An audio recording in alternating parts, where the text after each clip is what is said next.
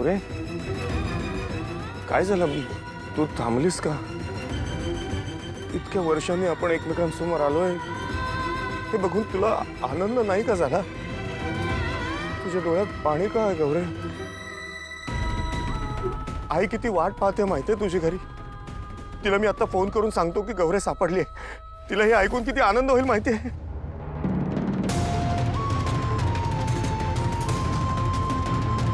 गौरे आत्याने इथे खूप खूप मोठा घोळ घालून ठेवला होता ग.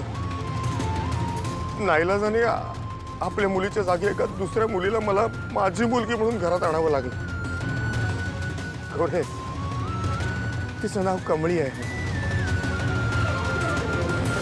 खूप गोड मुलगी आहे ग. तुला खरं सांगू, तिला पाहिलं की असं वाटतं आपली मुलगी पण अशीच असणार. हा, अशीच गोड. गौरे आपली मुलगी कुठे आहे? आपल्या मुलीचं नाव काय आहे गौरे? बोल ना. किती बी इच्छा असली तरी बी मी खरं काय हाय ते सांगू शकत नाही हो. गौरे आपली मुलगी कुठे आहे? तिचं नाव काय आहे? ती कुठे असते आता? कुठे आहे ती? ती गावी आहे की तुझ्या बरोबर आली इथे? बोल ना गौरे काहीतरी. आता जर का मी काय बी बोललो तर कमळीच्या जीवाला धोका होणार. नाही नाही, मी माझ्या पोरीचा जीव असा धोक्यात नाही घालू शकत. गौरे गौरे आपली मुलगी कुठे आहे? आपली मुलगी आता या जगात नाही.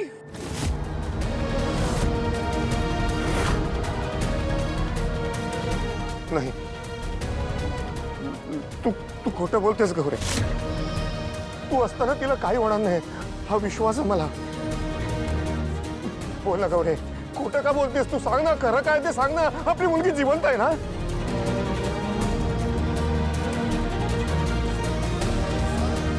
मी खरं तेच बोलतोय. आज इतकी वर्ष झाली तुम्ही अजून बी जुन्या गोष्टीतच अडकून राहिलाय. पण मी समज सोडून पुढे निघून आलोय. आता पूर्वीसारखं काय बी राहिलं नाही राजे. आता ना आपली मुलगी राहिली ना मी तुमची गौरी राहिलो. जेव्हा तुम्ही मला सोडून गेला होता ना, मला वाटलं होतं आता समज संपलं. त्यानंतर कळलं का तुमचं लगीच झालंय. मला लई वाईट वाटलं. पण जगावं तर लागतं ना माणसाला. मी बी शिकलो. त्यानंतर एका ठिकाणी कामाला लागलो. तिथला मालक लई चांगला माणूस होता. त्यानं मला आधार दिला. हळूहळू तो माझ्या प्रेमात पडला. मी त्याच्या संग राहू लागलो आणि त्यानंच माझी काळजी घेतली. मला माफ करा हो. माझा नाईलाज आहे, त्यामुळे मला हे समज खोटं बोलावं लागतंय. खरं आई तुळजाईची शपथ घेऊन सांगतो, आज मी माझ्यावर फक्त आणि फक्त तुमचाच अधिकार आहे. खरं नियतीचा योग कसला खेळ चाललाय बघा. आता तुम्हाला आम्हा दोघांनी बी इसराय पाहिजे.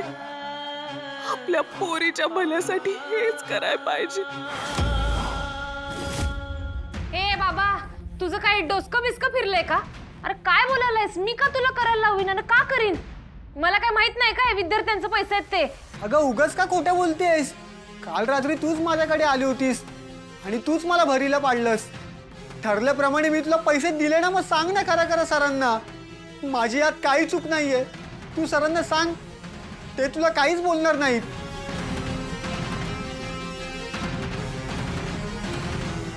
ऋषी सर अहो नाही, यो उगं खोटा आळ गेलाय माझ्यावर. मी खरंच काही केलेलं नाही. कमळी असं का करतेस? आता मीच सापडलो म्हणून सगळं माझ्या एकट्याच्या अंगावर टाकणार आहेस का? अगं आपण ते पैसे वाटून घेतले ना, मग सापडल्यावर शिक्षा मला एकट्यालाच का? कमळी प्लीज कबूल कर तू. ये पास रे, फालतू बडबड बंद कर ना तुझी. तुझ्या या गोष्टीवर इथे कोणी विश्वास ठेवणार नाही. कमळी असं कधीही करणार नाही, कळलं तुला? नाही सर, मी आईची शपथ घेऊन सांगतो सर, खरंच सांगतो. तुम्ही CCTV मध्ये बघितलं होतात ना, मग तुम्ही CCTV चेक करा ना. मी कॅन्टीन समोरच कमळीला पैसे दिलेत. आणि खात्री पटत नसेल तर वॉचमॅन काकांना विचारा. काल रात्री कमळी इथेच आली होती. हो सर, काल कमळी रात्री इथे कॉलेजमध्ये आली होती. एक मिनिट नाही, उगाच वाद कशाला. आपण असं करूया की आपण कॅन्टीनचा CCTV फुटेज चेक करूया, सगळंच समोर येईल ना. सर अहो मी खरंच सांगायलोय, मी खरंच काही केलेलं नाही. ह्यो काय बोलायले ते बी मला कळणं झालंय. हे बघ, आता हे बोलून काही फायदा नाही आहे. मी आपल्या कॉलेजमधनं आणि तेही माझ्या केबिनमधनं चोरी झाली आहे हे अजिबात सहन करणार नाही आहे. एक काम करा, CCTV फुटेज घेऊन या. हो सर. चला.